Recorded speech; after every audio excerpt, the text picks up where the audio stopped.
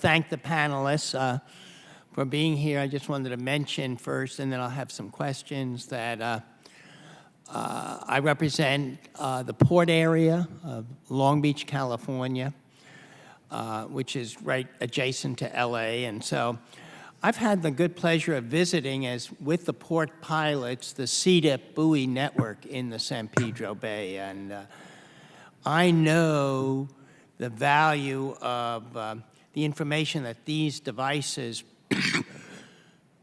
both collect to our ports pilots and to researchers, oceanographic researchers, and to the entire maritime community. And so every year I lead a letter in the Congress supporting robust appropriation for the CDIP program. And also another program which I'm so impressed with also is one that I think Dr. Terrell at Scripps really led the effort, and that's the Underkeel Clearance Precision Navigation Project. You know, we have these huge tankers coming in, and, you know, the ability to get in and out of our ports with very, very little clearance is so, so important. And it really, the more we can do that, that reduces the inefficiency of offshore lightering, which is something we'd like to eliminate or do as much as possible, because that just adds another step and another danger to the process. But I want to get back to the testimony of Dr.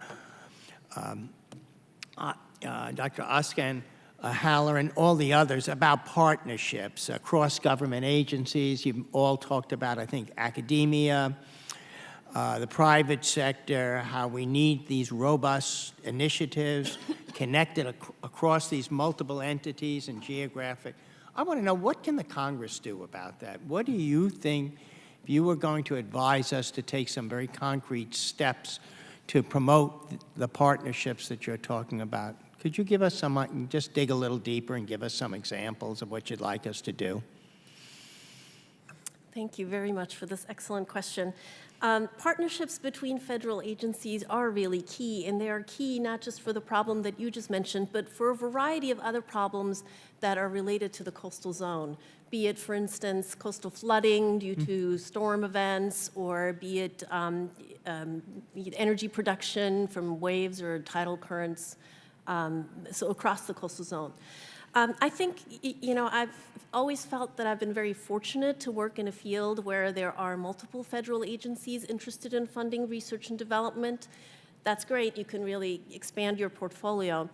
But at the same time, sometimes certain tasks fall through the cracks, where no one agency feels, especially mission agencies, feel like it falls squarely within their purview to get something done. Mm-hmm. And sometimes some of the supplied work that we've been talking about, some of this transitioning the research into the hands of the folks who would actually use it, tends to fall through the cracks. This is one of the reasons why I wanted to stress how important it is to make the strategic investment in the technology development piece, in the actual transition, that last missing link, to really make it easy for folks on the ground to utilize these. Admiral White mentioned the National Oceanographic Partnership Program. I'm part of the Ocean Studies Board of the National Academies, and as part of that, we talk about that program a lot as a potential conduit for getting agencies to work together. There has been some resistance in doing so, partially, I think, because of who's in the leadership position of the NOP program at any given time. I've been told there are only two ways to get agencies to work together, and you all can tell me if this is correct or not. One is they're all buddies and friends and they get along, and so therefore they work together anyways, or otherwise they have to be told from above to work together. So maybe that is a place where this committee can come in. Thanks for the opportunity. So we're the tellers. You know, we have to. Anybody else want to add something to that in terms of how we create, or really how the role that the Congress should play in fostering and promoting partnerships, especially across federal agencies? Yes, Admiral White.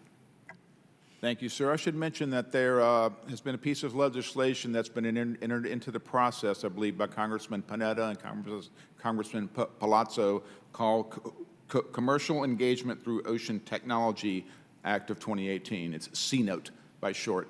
This is an act that is meant to basically make NOAA work more closely with Navy to test and develop autonomous vehicles and other blue tech that we've talked about today. The Coast Guard is not called out in that specific piece of legislation right now. But that type of legislation, I would encourage you to take a look at it. Is it something that you might want to look at with the Coast Guard? But those type of vehicles... And That would be one of the vehicles that you're talking about that Yes, would sir. foster that kind of relationship between NOAA and the other agencies. Yes, sir. It would be a teller type of role that you'd be playing. The same with NOT, by the way, which again is an act from the year of 1996, but you know, could use probably a fresh look and some fresh telling as well. Thank you. Yes, Mr. Jones. I assume that you're involved as you're naming new commandants and people like that, and to the extent that you ask questions about innovation and technology, I think that's a very telling, particularly for younger officers as they're coming up, as they see that that is an area of particular interest. And I'd like to just note that the new Vice Commandant, Charlie Ray, did come down, and we put on an event for him. I think we had 10 companies present. He said he'd never done that before. And he was fabulous. Not only did he make a lot of companies really feel good that he wanted to be open, he brought people with him that followed up.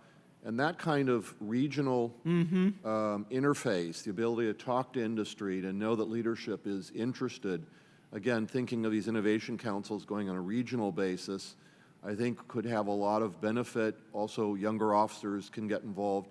So I think that things can be done without great cost that can really help change, but particularly when you make that an issue at approval levels, the highest levels. Thank you. Thank you, Mr. Chair. I yield back. Thank the gentleman. I'm going to ask a really quick question before we go to Ms. Plaskett. Is there a kind of symposium that the Coast Guard has every